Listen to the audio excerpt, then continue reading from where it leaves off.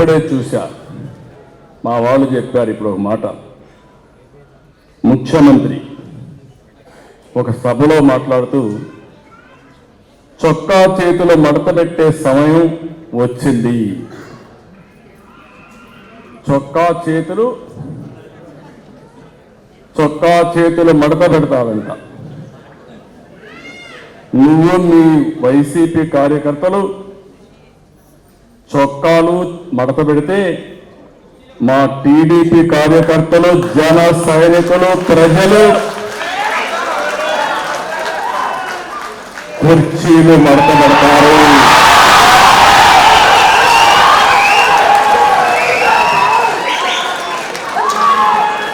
మళ్ళీ చెప్తున్నా,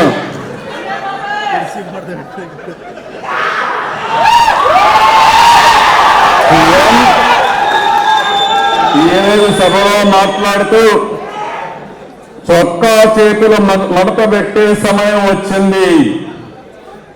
నువ్వు మీ వైసీపీ కార్యకర్తలు చొక్కాలు మడత పెడితే మా టీడీపీ కార్యకర్తలు, జన సైనికులు, ప్రజలు కుర్చీలు మడత పెడతారు. అందరూ కుర్చీలు మడత పెడితే ఏమవుతుందో తెలుసా? జగన్ రెడ్డి మీ కుర్చీ లేకుండా పోతుంది. ప్రజల పక్షాన్ని వహించి రాశారు ఈ పుస్తకం. చదివిన మొట్టమొదటి పేజీలోనే నాకు అర్థమైంది, ఈయన ఎవరి పక్షం తీసుకోలేదు.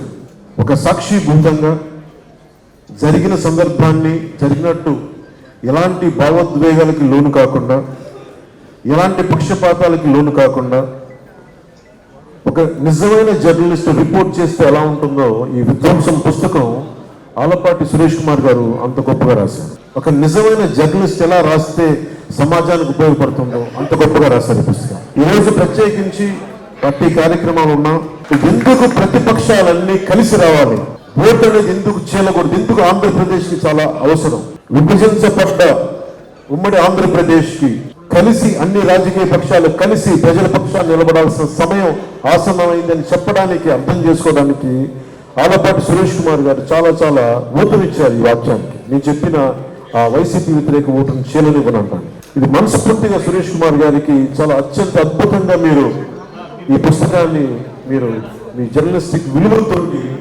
చేసినందుకు మనస్ఫూర్తిగా మీకు హృదయపూర్వక ధన్యవాదాలు తెలుపుకుంటా ఉన్నాను.